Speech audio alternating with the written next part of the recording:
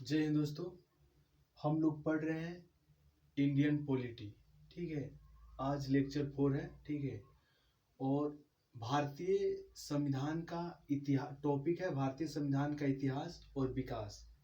ठीक है, जिसमें हम लोग 1833 के चार्टर एक्ट तक पढ़ चुके थे। ठीक है, उसके आगे हम लोग पढ़ेंगे। ठीक है, तो हम लोग पढ़ रहे हैं लूसेंट। ठीक है, लूसेंट से पढ़ रहे हैं लाइन बाय लाइन। ठीक है, तो ये ध्यान रखिएगा कि लूसेंट से हो रहा है, जो लूसेंट में दिया रहेगा उतना ही पढ़ाया जाएगा। ठीक,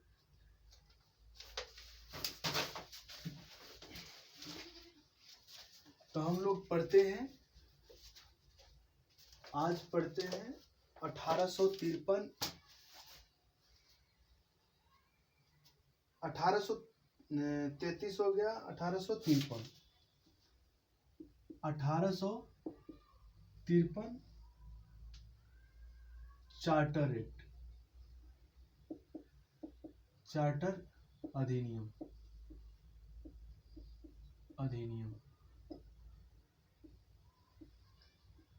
1853 का चार्टर एक्ट के द्वारा, जब 1853 का चार्टर एक्ट लाया गया, उसमें एक विधि आयोग का निर्माण किया गया और प्रतियोगिता, जैसे प्रतियोगिता का प्रावधान किया गया, खुली प्रतियोगिता का प्रावधान किया गया। ठीक है, विधि आयोग दूसरा खुली प्रतियोगिता।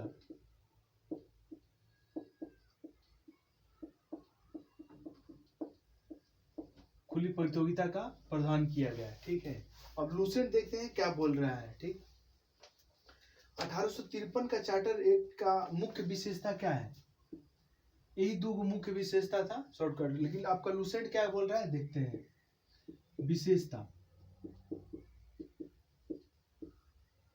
विशेषताएं देखते हैं। पहला देखते हैं, इस अधिनियम के द्वारा सेवाओं में नामजदगी का सिद्धांत समाप्त कर कंपनी के महत्वपूर्ण पदों को प्रतियोगिता परीक्षाओं के आधार पर भरने की व्यवस्था की गई। मतलब इसमें पहले क्या होता था ना, कंपनी में पद को लेकर नामजदगी का सिद्धांत आधार पर भरने की व्यवस्था की गई। पहले क्या होता था ना कि इस सेवाओं में नामजदगी का सिद्धांत के आधार पर भरने की, जो समाप्त कर कंपनी के महत्वपूर्ण पदों की प्रतियोगिता परीक्षाओं के आधार पर भरने की व्यवस्था की गई। ठीक, जैसे पहले बिना प्रतियोगिता को ही पद मिल जाता था, ठीक है, काम करने का। लेकिन पता है, खुली प्रतियोगिता लेके आ गया। एग्जाम दो भैया, क्वालिफाई करो, तब जाकर आपको नौकरी लगेगा। ठीक है, तो उसके आधार पर 1813 के चार्टर अधिनियम के द्वारा खुली प्रतियोगिता का प्रावधान कर दिया गया। ठीक, ये पहले का विशेषता बोल रहा है। इसके लिए 1854 में ही मैकाले समिति की नियुक्ति की गई। 1854 में एक मैकाले, इसके लिए एक मैकाले समिति का नियुक्ति की गई। मैकाले समिति का नियुक्ति की गई। ठीक है, नियुक्ति की गई थी। दूसरा का विशेषता क्या बोल रहा है?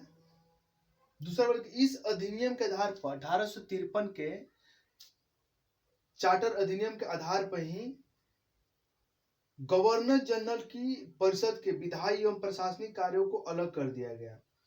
जो इस अधिनियम के तहत ही के द्वारा जो गवर्नर जनरल था, जो 1784 के पिट्स इंडिया एक्ट में के द्वारा क्या सॉरी जो 1773 का रेगुलेटरी एक्ट के तहत गवर्नर जनरल बनाया गया था। अब इसमें क्या कर रहा है ना कि उसके पद को का गवर्नर जनरल के परिषद के विधायी एवं प्रशासनिक कार्यों को अलग अलग कर दिया गया।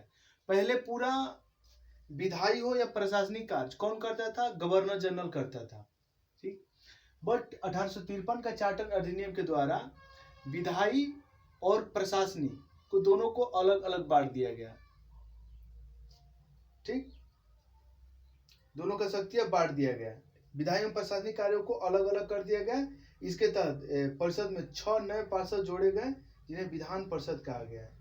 और जिसके तहत परिषद में कितना 6 नए मतलब 6 नए पार्षद जोड़े गए जिन्हें विधान पार्षद कहा गया। ठीक है, तो ये 1853 का चार्टर एक्ट है। इसमें क्या याद रखना है, इसमें रखना है कि विधि आयोग का इसमें निर्माण किया गया, विधि आयोग लाया गया और फिर खुली प्रतियोगिता का प्रावधान किया गया 1853 के चार्टर एक्ट के द्वारा। ठीक है, और किसके समिति में, मैकाले समिति 1854 में के तहत खुली प्रतियोगिता का प्रावधान किया गया था। बस यही है 1853 के चार्टर अधिनियम। ठीक है, अब देखते हैं 1858 में क्या बोलता है, इसको रफ करते हैं। छोड़िए, चलिए 1858 एक्ट 1858 ईस्वी का भारत शासन अधिनियम। 1858 का भारत शासन अधिनियम क्या कहता है। 1853 का जो ये चीज किया गया था, ठीक है, लेकिन फिर 1857 में जो क्रांति हुआ था ब्रिटिश को भगाने के लिए, भैया 10 कहाँ मेरठ से वहां से शुरू हुआ था, 10 मई को दिल्ली पर तुरंत भैया कब्जा कर लिया गया। इतना मार मारा सब ब्रिटिश को भारतीयों ने कि ठीक है, तो फिर ईस्ट इंडिया कंपनी का पता है, ईस्ट इंडिया को कंपनी को जितना था भारत कब्जा किया हुआ था, तो ब्रिटिश संसद का अपने कब्जा में ले लिया सरकार, और इसमें मतलब बदलाव करने के लिए कुछ निर्णय किया कि हम भारतीयों के लिए ये सुविधा देंगे, वो सुविधा देंगे, और 1858 में ये सुविधा देंगे, और क्या बोलते हैं, भारतीयों के लिए ही कार्य किया जाएगा, कोई नया जगह पर कब्जा नहीं किया जाएगा। ठीक, तब 1757 के बाद, क्रांति के बाद ही 1858 को लाया गया था। ये भारत शासन अधिनियम बोला जाता है, क्योंकि भारत के लिए ही लाया गया था, भारत को खुश करने के लिए लाया गया था। ठीक, तो देखते हैं क्या बोलता है आपका लुसेंट। ठीक है, लुसेंट को देखते हैं। इसके 1858 का भारत शासन अधिनियम की विशेषताएं क्या क्या है। ठीक है, विशेषताएं देखते हैं। विशेषताएं देखते हैं, इसका 7-8 गो पॉइंट है। पहला विशेषता बोल रहे हैं कि भारत शासन कंपनी से लेकर, जो भारत का शासन था, भारत के ऊपर शासन कौन करता था, कंपनी करता था, ईस्ट इंडिया कंपनी था। लेकिन 1858 का जो 1857 का जो क्रांति हुआ, उसको ध्यान में रखते हुए 1858 का भारत शासन अधिनियम लाया गया, और जितना भी होता ईस्ट इंडिया कंपनी का जो कब्जा था भारत शासन पे, वो ब्रिटिश सरकार ने क्या किया, वो कंपनी से लेकर, भारत का शासन कंपनी से लेकर ब्रिटिश क्राउन के हाथों में सौंप गया। मतलब कंपनी के हाथों से भारत के शासन की ब्रिटिश क्राउन के अंदर, मतलब ब्रिटिश संसद को, मतलब वो ले लिया अपने हाथ में। अब वो चलाएगा, अब ईस्ट इंडिया कंपनी नहीं चलाएगा, अब जैसे ब्रिटिश सरकार चाहेगा वैसे भारत शासन चलेगा। ठीक, तो पहला विशेषता यह था। दूसरा क्या बोलता है कि भारत में मंत्री पद की व्याख्या की गई। दूसरा विशेषता है कि भारत में मंत्री परिषद का व्यवस्था की गई। भारत में मंत्री पद की व्यवस्था की गई। भारत में क्या मंत्री पद ला दिया गया, मंत्री पद की व्यवस्था की गई। ठीक है, दूसरा का विशेषता था। अब भैया जाहिर से खुश करना है तो मंत्री तो बनाना पड़ेगा, तब तो भारतीय खुश रहेंगे, नहीं तो फिर वही कर देगा। तीसरा विशेषता क्या बोल रहा है, तीसरा विशेषता बोल रहा है कि 15 सदस्यों को भारत परिषद का सृजन हुआ, जिसमें 15 सदस्य जो थे, सदस्यों का भारत परिषद का सृजन हुआ। एक तीसरा विशेषता का भारत परिषद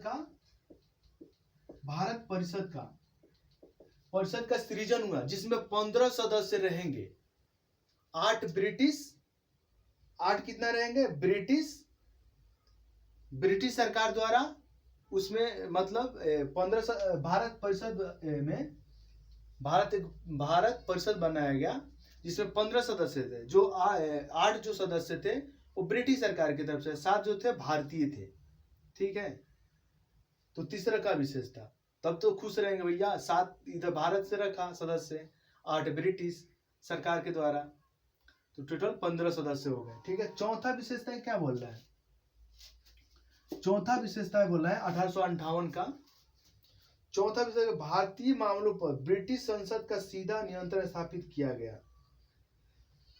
चौथा विशेषता बोल रहा है ना कि भारतीय का मामला होगा, मतलब भारतीय को कोई भी दिक्कतें आएगी, भारतीय के बारे में, भारतीय के लिए कुछ भी अब ईस्ट इंडिया कंपनी नहीं करेगी, वो संभालेगी ब्रिटिश सरकार, ब्रिटिश संसद, ब्रिटिश क्राउन कहिए। ठीक है, तो ब्रिटिश संसद का सीधा नियंत्रण स्थापित किया जाएगा। भारतीय मामले पर, कोई भी भारतीय का मामले होगा, डायरेक्ट ब्रिटिश संसद इस पर नियंत्रण लेगी अपने हाथों में। ठीक है, ये चौथा विशेषता बोलती है, डायरेक्ट ब्रिटिश संसद नियंत्रण करेगी, उसको कंट्रोल करेगी। पांचवा क्या बोलते हैं? मुगल सम्राट के पद को समाप्त कर दिएगा। जो पांचवा विशेषता था ना 1858 का, मुगल का जो पद था उसको समाप्त कर दिया गया। ठीक, मुगल का पतन यहीं से शुरू हो गया भैया, 1858 का पद ही समाप्त कर दिया। मुगल कहाँ अब जाए, अब समाप्त कर दिया गया। छठा विशेषता क्या बोल रहा है? छठा, इस अधिनियम के द्वारा, और छठा विशेषता बोल रहा है कि 1858 का भारत शासन अधिनियम के द्वारा जो बोर्ड ऑफ डायरेक्टर और बोर्ड ऑफ कंट्रोल जो लाया गया था, कब? 1784 पिट्स इंडिया एक्ट के द्वारा, वो 1858 में एक्ट के द्वारा खत्म कर दिया गया। बोर्ड ऑफ डायरेक्टर था जो 1784 के पिट्स इंडिया एक्ट में बोर्ड ऑफ डायरेक्टर और बोर्ड ऑफ कंट्रोल लाया गया था। ठीक है, वो दोनों के का यहाँ समाप्त कर दिया गया। 1858 का भारत शासन अधिनियम में board of director and board of control को समाप्त कर दिया गया। ठीक, छठा विशेषता। सातवां क्या बोलता है? ब्रिटिश मंत्रिमंडल में एक सदस्य के रूप में भारत के राज्य सचिव होंगे।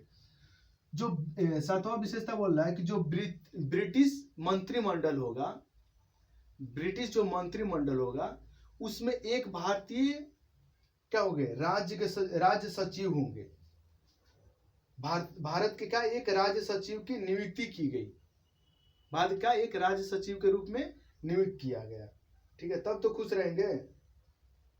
भारत के प्रशासन पर इसका संपूर्ण नियंत्रण था। ब्रिटिश संसद के प्रति उत्तरदायी होता था, ब्रिटिश संसद के प्रति क्या उत्तरदायी होता था ये राज्य सचिव। ठीक है, और भारत के प्रशासन पर इसका संपूर्ण नियंत्रण था। भारत का जो प्रशासन था उस पर नियंत्रण किसका था? राज्य सचिव का था। ठीक, अब 8 देखते हैं। 8 विशेषता क्या बोल रहा है? 1858 का भारत शासन अधिनियम के 8 विशेषता क्या बोल रहा है? ये बोल रहा है कि भारत के गवर्नर जनरल का नाम बदलकर, जो भारत का पहले गवर्नर जनरल रहता था, ठीक है, जो 1773 के रेगुलेटिंग एक्ट के द्वारा लाया गया था, पहले क्या था? भारत का गवर्नर जनरल था। अब इसको समाप्त कर दिया गया और कौन लाया गया? वायसराय लाया गया। क्या लाया गया? वायसराय को लाया गया। ठीक है, नाम बदल कर क्या कर दिया? गवर्नर जनरल को वायसराय कर दिया गया। अतः और सबसे पहले गवर्नर जनरल कौन था? लॉर्ड कैनिंग था। सबसे प्रथम कौन था गवर्नर जनरल? लॉर्ड कैनिंग था। और सॉरी, अंतिम कौन था? गवर्नर जनरल लॉर्ड कैनिंग था। और प्रथम वायसराय कौन था? लॉर्ड कैनिंग था। ठीक, लॉर्ड कैनिंग अंतिम गवर्नर जनरल एवं प्रथम वायसराय हुए। ठीक है, तो भैया पूछेगा कि सबसे प्रथम अंतिम गवर्नर जनरल कौन रहा भारत का? तो लॉर्ड कैनिंग। और प्रथम वायसराय कौन रहा? तो लॉर्ड कैनिंग। ठीक है, तो आज के लिए 1858 का ये 8 विशेषताएं थे और 1853 का ये चार्टर अधिनियम था। आज 2 ही, और नेक्स्ट क्लास। थैंक यू दोस्तों।